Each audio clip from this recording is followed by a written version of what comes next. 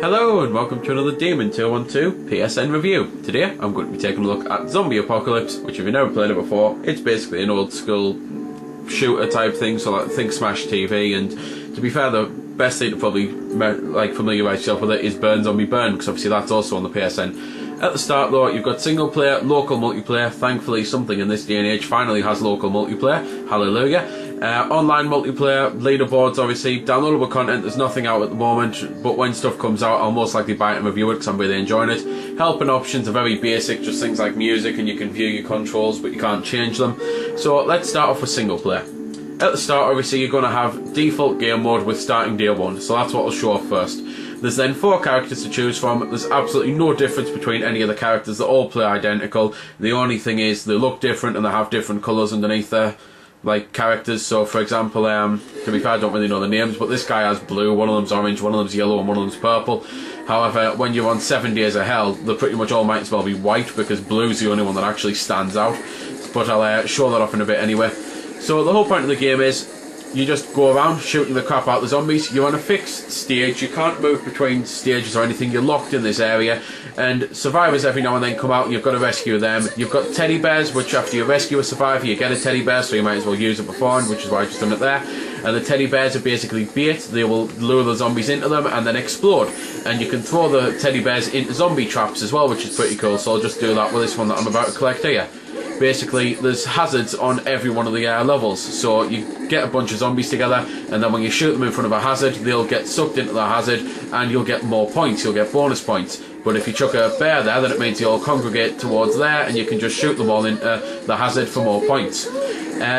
Getting a load of zombies killed all at once without dying will increase your multiplier. You can get the multiplier even faster by using the chainsaw and doing execution style, because you can use your chainsaw at any point and you can either use it just to cut like that, or you can hold it above your head and lunge into them and cut them up, and it increases your multiplier, and obviously, as I say, it's execution style. There's loads of weapons on the game, so I'm just going to cut into one of the game modes now to be able to show it off, because one of the game modes is actually all weapons. However, might as well explain this while it's on. At the end of a level, it tells you your stats and everything. If you're in a multiplayer game, it'll actually rank you, and if you do the best, then you'll get a gold trophy above your head, and it basically says that you were the best on that one. It's not even a case of you have to get best in all categories. You can just have more categories gold than others, and it'll calculate up and stuff like that. So it's really cool. It's a nice little system, especially for online.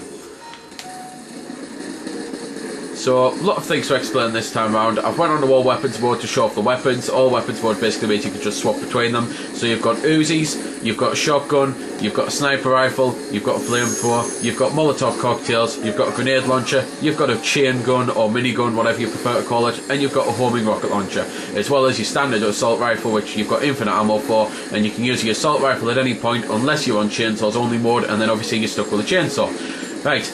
Also, the other thing to mention on the screen is the boss. It's basically got an energy bar at the top of the screen in case you can't see it there, and you have to kill the boss. You get him on 3 of the stages. I can't remember which ones it are, something like 30, 55 and 53 or something like that. But to kill the boss to go on to the next level. So it's not always about killing all the zombies, it's about killing the boss and all the zombies. And there's also 7 different stages to go on, and it's one of those that hopefully the downloadable content is simply more characters, ones that you don't find as annoying, because I find all the characters on this incredibly annoying. The voice acting and everything about them just drives us insane, and it's the type of thing that I don't actually mind when my character dies, because I quite take pleasure from the fact that the annoying guy's dead. So I'd quite like some, I don't know, inanimate robots that don't make any noise that I can actually think are cool. I'd also like some new stages, because as I say, there's 7 stages, and when you're playing through the main game, there's 55 levels on the main game, and then there's the 7 Days of Hell mode, so that's repeating the same 7 levels a lot of the time. There's also only something like 13 zombie types, and then they just keep making them harder and harder, so I'd like to see more zombies. I'd also like to see more weapons, and to be fair, an upgrade to some of the weapons that are already on, because some of them are pretty much useless, especially the Molotov cocktails, because the rate of fire of the Molotovs is so slow, they can only really be used in specific times, and if the weapons just accidentally fall into you when you're next to some of the big hard zombies, then it can get you killed, which is a bit of a shame. The other thing mentioned, obviously I'm showing it off now, is it's got local multiplayer, as I say, and co-op. The difference with a co-op offline and online is quite simply online you get the one-player camera. You're not all forced together like this. You can wander around, split up and everything, which tends to be what everyone does, because even though it's a co-op game where you're supposed to help each other, everyone goes out for themselves. But the split screen, well, not the split screen, the local co-op here, you're all forced together. If you try and separate, like I'll just quickly try and do now, then the camera can't move, you can get stuck behind things, it can get people killed, and it's the type of thing that you have to work together. You also all get bears, so you can use them at any point, and you just have to share weaponry and stuff like that. The survivors, though, like the people who come up that you have to save, if you don't save them, they turn into a rabid zombie that is super fast and super hard to get rid of. So it's one of those that you want to save them, not just for the points and for the extra bear, but because she's most likely going to kill you. However, that is also something I'd like to see in the downloadable content, another type of survivor, because I'm sick of saving the same woman over and over and over and over again, sometimes even 5 or 6 times a level. It just doesn't make sense.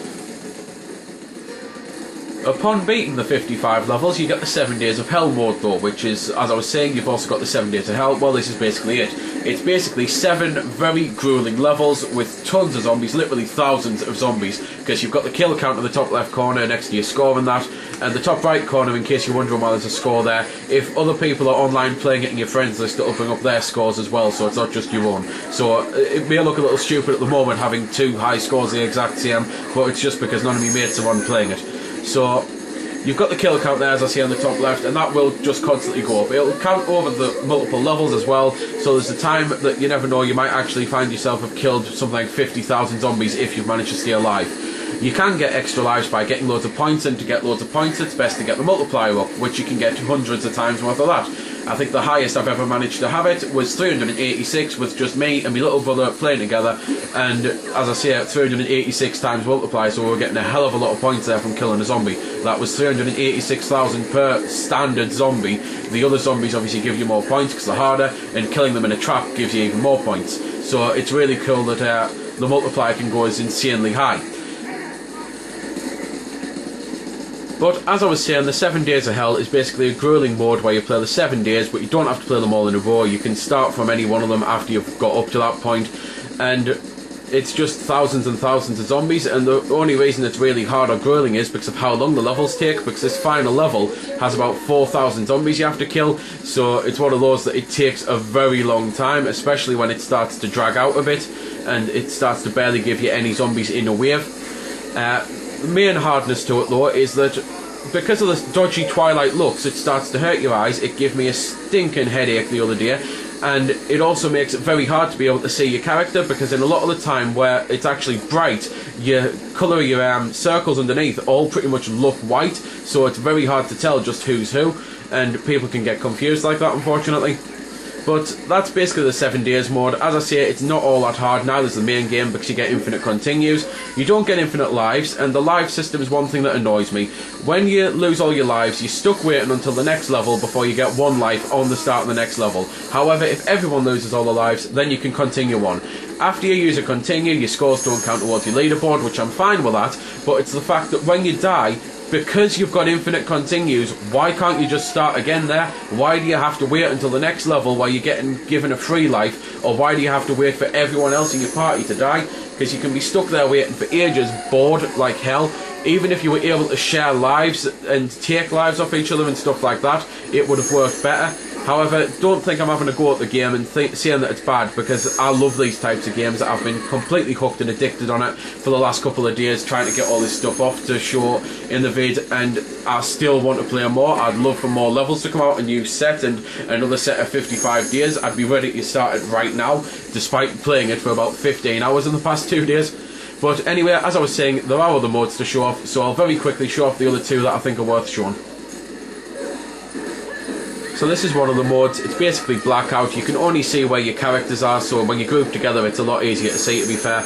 And it's just a really cool mode because it means you can't see what's coming, and especially it's fun when the kamikazes are there and you can't see them coming and they blow you up.